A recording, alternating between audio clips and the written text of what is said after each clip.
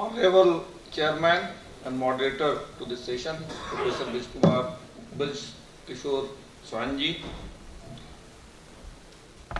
Professor Vijay Shankar Shuklaji, Advisor Indira Gandhi National Center for Arts, Professor D.P. Vermaji, Member Law Commission of India, Professor A.P. Singh Sahab, Dean School of Law, Guru Gobind Singh University, Delhi, distinguished scholars of the dais and distinguished speakers present on the dais, dear fellow participant, brothers and sisters. This is the honor and privilege for me to be here with you in this grand international conference on Vedic jurisprudence and its impact on contemporary world. I would like to extend my heartiest thanks to the organizers of this conference for giving me an opportunity to participate in this academic deliberation. Vedic Vigyan Kendra and the organizing committee of this conference certainly deserve the acknowledgement, recognition and appreciation for choosing such a theme of our national pride and global significance. I do believe that the discussions and deliberations in this conference will make a good deal of contribution to the legal regime of today's world. Friends, the topic of my presentation is Rights and Duties in Vedic Tradition, a comparison with modern concept of human rights. The study is divided into 4 subtopics: the introduction, modern concept of human rights, concept of dharma, rights and duties in Vedic tradition, and then the conclusion. Due to the constraints of time, there is a limit of 15 minutes only. I would deal only some important parts of my research paper and the summary, and lastly the conclusion. As we all know that the human rights are considered to be the very basic rights of human beings. These are considered to be the inherent, inalienable rights. It is believed that these human rights are the natural rights given by the nature to the human being by virtue of the fact that he or she is a human being. These human rights are never recognized by the states or the government or the constitution, whereas these are given, these are conferred, these are recognized by the nature itself. It is also the fact that from very outset of human civilization, there has been consistent struggle against injustice in the quest of these basic rights or the human rights of individuals. The history of this struggle in the search of basic rights or the human rights also reveals the fact that concept of human rights is as prehistoric, historic as the human civilization itself. The foundation of all these human rights or the concept of human rights is grounded on the fundamental principle that the rights of everybody are to be valued, appreciated and cherished, and at the same time everybody has the duty to take care of the rights of other persons. It seems that in ancient times there have been certain human values, certain religious beliefs and social ideals which gave birth to the concept of the human rights. Friends, thousands of years back, the Indian saints, the ancient philosophers and the thinkers, they evolved a theory of religious, ethical and moral law. This theory of ethical, religious and moral law is also termed as the concept of dharma. It is also important to note that this theory of universal authority known as dharma was developed with an objective to set up a harmonious social order. This was to be done by creating a balance between religious and material life of the human beings. And this concept of dharma was based on the experience of the human being and the human conscience. It made an effort to build such an organized social life where everybody is to accomplish his ambition with the bounds and standards of social norms, of ethics and morality, the rights and duties of rulers, the ministers who were the associates to the kings or the rulers, priests and common people. These were governed by this concept of dharma. According to the concept of dharma, in Vedic tradition, it was the duty of the king to uphold the law, and at the same time, he was also subjected to the law and the God. It was an unique attribute of concept of dharma that it maintained checks and balances by subjecting the king under certain duties and thus preventing him from being despotic, from being tyrannical, from being arbitrary in the exercise of his powers and in the performance of his duties. This core concept of dharma was based on the understanding that rights and duties are complementary to each other and rights are integrated within the duties.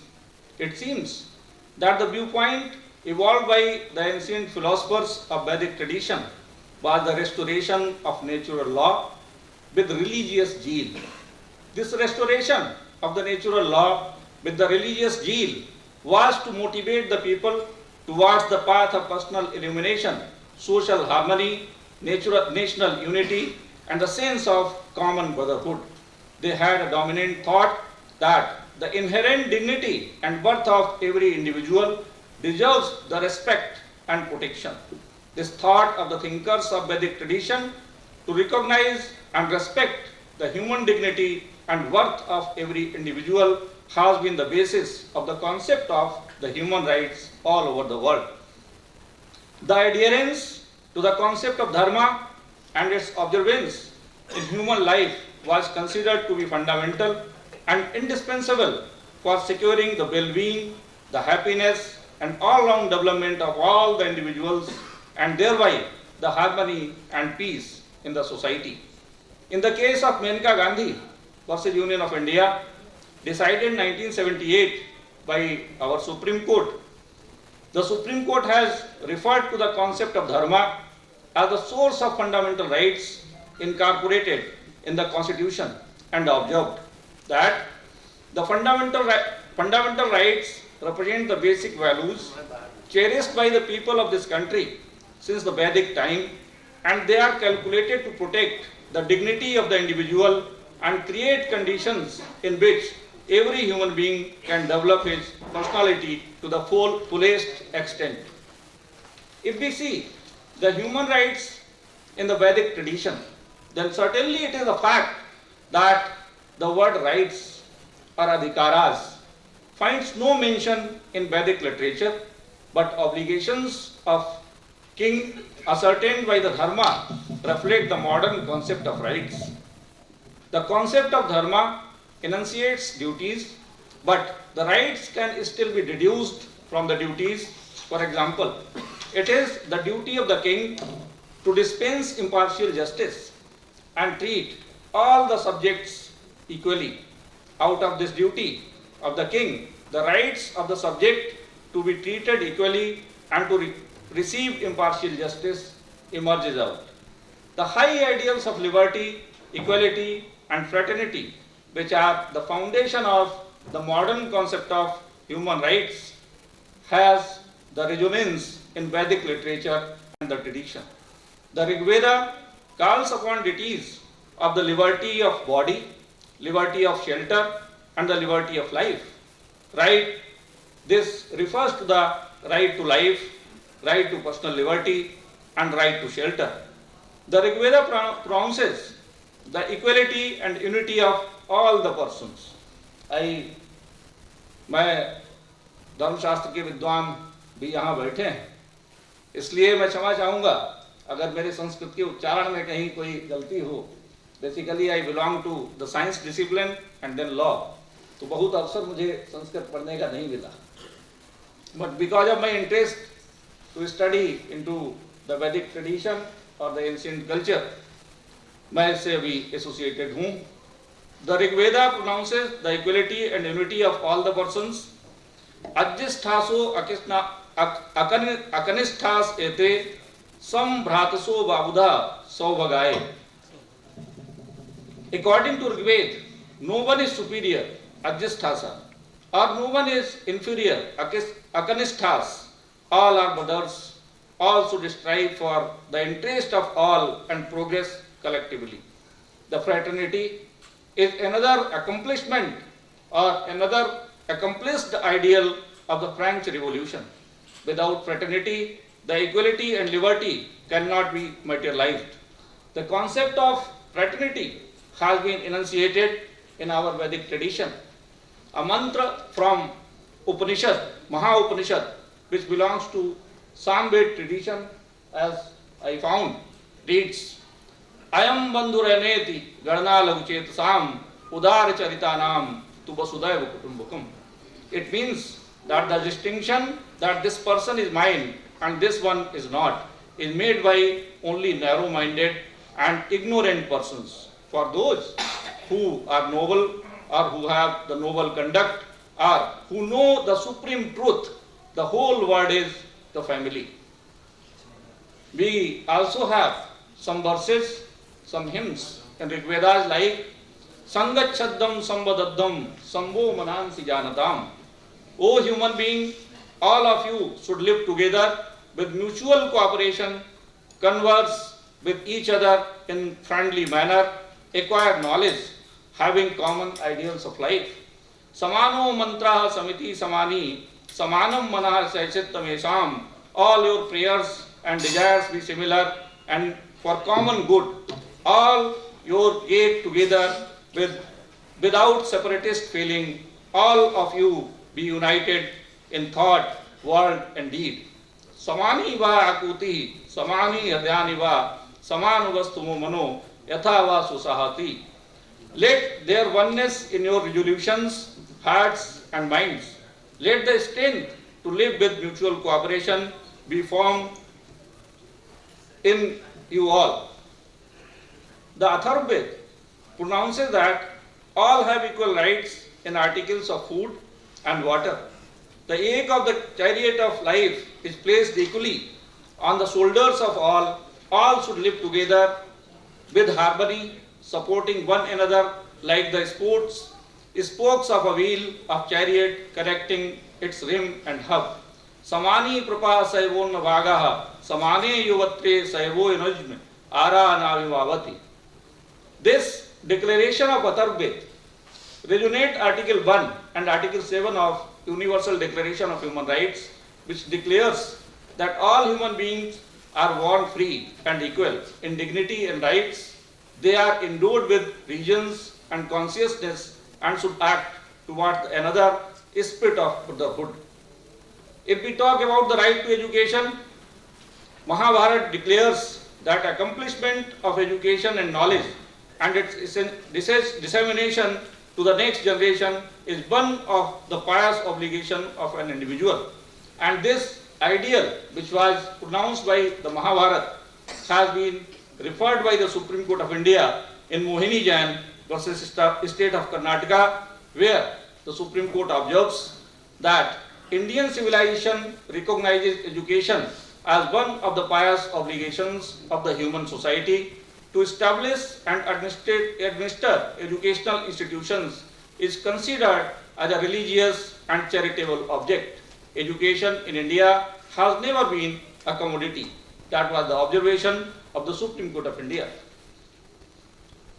In Niti Satakam, by Vartahari, it was stated that Vidyanam narasya rupam dik prachanna uttam dhana vidya bhag kari yasha sukh kari vidya garunam guru vidya vand jano videsh gamne vidya param daivatam vidya rajas pujate nahi dhanam vidya hinam pashu. Education is a special attribute of man which is latent in him. Education secures wealth, fame and happiness. Education is the teacher of teachers. Education is a real friend and one goes abroad. Education is incarnation of God. Education is honored by the state and not money or wealth. A man without education is equal to the animal. And this particular aspect of Niti Satkam was affirmed by the Supreme Court of India in the case of Unni Krishnan, where the Supreme Court says that the education is the fundamental rights of the individuals, of the citizens, under Article 21 of Indian Constitution. The most important right, only for 2 minutes, I am to conclude. The most important rights among the human rights is the right to happiness. Because the foundation of all the access of human rights is dependent of this right to happiness. It has been the natural desire of all the human beings to remain happy at every stage and every aspect of life. Without happiness, the life becomes meaningless and one cannot develop his or her personality to the full extent, and therefore the right to happiness becomes the foundation of all the fundamental rights, all the human rights. Therefore, it is the natural human rights. The Vedic tradition states, Sarve bhavantu sukhinah, sarve santu niramaya, sarve bhadrani pasyantu, ma kasyid dukvag bhavet. The Raj Dharma of Vedic tradition clearly declared that right to happiness to all the individuals and casted this obligation, this duty on the king to protect this right to happiness. Kautilya Arthashastra pronounces, Praja sukhe sukham, ragya prajanam cha hite hitam, natya priyam hitam ragya, prajanam tu priyam hitam. Means, king's happiness lies in the happiness of the citizens. In the welfare of the citizens, the welfare of the king lies. Whatever is in the interest of his people, his subject, the king shall consider it as good. These have been some instances of the rights recognized by the Vedic tradition. As to the conclusion of this research paper, I would like to say that the hymns in Vedic literature that are in consonance of Universal Declaration of Human Rights establish the philosophical justification of Vedic vision of individual happiness and social good. According to the Vedic hymn, Vedic monarch was sovereign but not an autocrat. There were various checks and balances to prevent him from despotic, from being tyrannical, from being arbitrary. It was like an universal law and was applicable to every person in the society. And lastly, the modern concept of human rights, which is based on right-centric approach, has not succeeded in the preservation and protection of basic rights and entitlements of the human beings all over the world. It is evident because of, we are saying, the various instances of the violation of human rights all over the world. I will propose that the adoption of Vedic philosophy and emphasis on the duties and obligations in human rights regime may create an environment wherein the liberty, equality and fraternity and the welfare of happiness and entitlement to the human beings are for their common good. It may be ensured if the Vedic philosophy is adopted in the human rights regime all over the world. Thank you.